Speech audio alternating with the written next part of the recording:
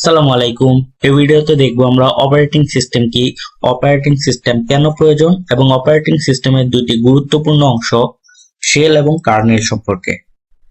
Operating system কি?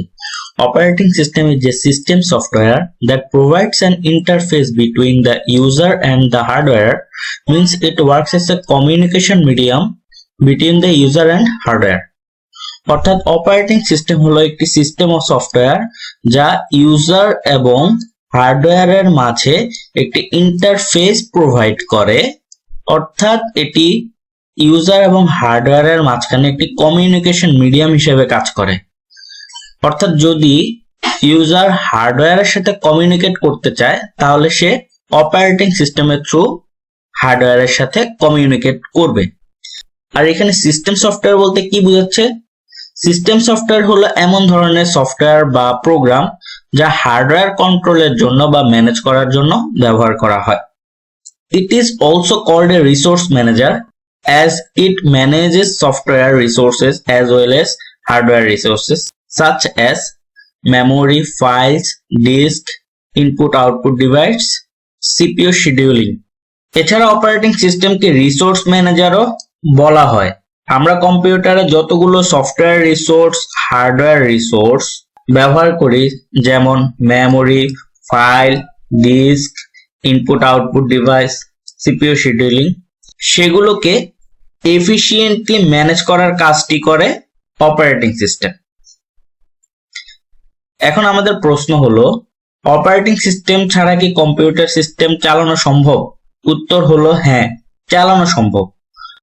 Computer আবিষ্কারের শুরুর দিকে অপারেটিং সিস্টেম ছিল না, তখন মানুষ সরাসরি মেশিনকে কমান্ড দিত। কিছু সময় পর আসে অপারেটিং সিস্টেম। এখন দেখি অপারেটিং সিস্টেম আসার ফলে আমাদের কি কি সুবিধা হয় বা কেন অপারেটিং সিস্টেমের আমাদের প্রয়োজন হলো। It provides a interface to the user to make computer convenient to use. Operating system ইউজারকে একটি বেটার ইন্টারফেস প্রোভাইড করে, ফলে কম্পিউটার ব্যবহার করা সহজ হয়।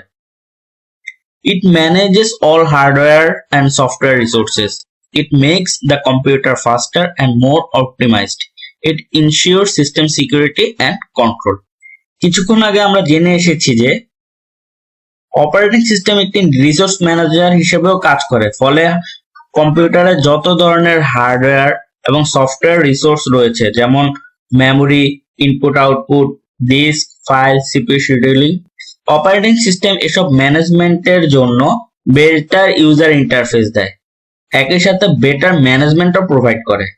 এখন অপারেটিং সিস্টেম ছাড়াও কম্পিউটার রান করা সম্ভব, কিন্তু অপটিমাইজ ওয়েতে রান করা সম্ভব নয়। এছাড়া বর্তমান অপারেটিং সিস্টেমগুলো আমাদের কম্পিউটার সিস্টেমের নিরাপত্তাও প্রদান করে থাকে। আর এখনকার যুগে কম্পিউটার সিস্টেম অপারেটিং সিস্টেম ছাড়া চিন্তা করা ইমপ্র্যাকটিক্যাল। এখন আমরা দেখব অপারেটিং সিস্টেমের ভেতরে আসলে কি রয়েছে। অপারেটিং সিস্টেমে বেসিক্যালি মেইন দুটি পার্ট রয়েছে, একটি হলো শেল আর একটি হলো কার্নেল। আমরা যে বলি অপারেটিং সিস্টেম হার্ডওয়্যার রিসোর্স এবং সফটওয়্যার রিসোর্স ম্যানেজ করে, এই ম্যানেজ করার কাজটি আসলে করে অপারেটিং সিস্টেমের kernel. Kernel is the core part of the operating system. It directly interacts with the hardware components. অর্থাৎ কার্নেল হলো অপারেটিং সিস্টেমের কোর পার্ট বা মূল অংশ, যা সরাসরি হার্ডওয়্যারের সাথে কাজ করে থাকে। এখন তাহলে শেল কি? The shell acts as a command interpreter. It takes command from the user, interprets them, then instructs the kernel to perform action accordingly.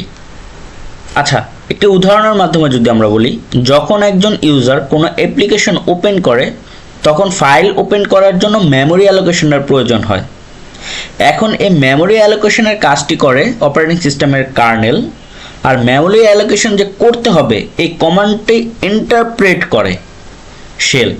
অর্থাৎ শেল সে কমান্ডটিকে বুঝে নিয়ে কার্নেলকে নির্দেশ দেয় এবং সেই অনুযায়ী রিসোর্স ম্যানেজমেন্টের কাজটি করে অপারেটিং সিস্টেমের কার্নেল।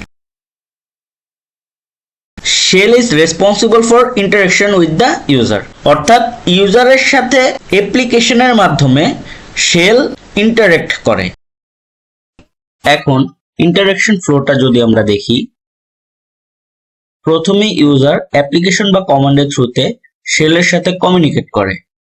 এরপর শেল সেই কমান্ডটিকে বুঝে নিয়ে কার্নেলকে নির্দেশ দেয় কাজটি করার জন্য। এরপর কার্নেল হার্ডওয়্যারে সেই কাজটি করে থাকে। এটি হচ্ছে অপারেটিং সিস্টেমের কার্নেল এবং শেলের মূল কাজ।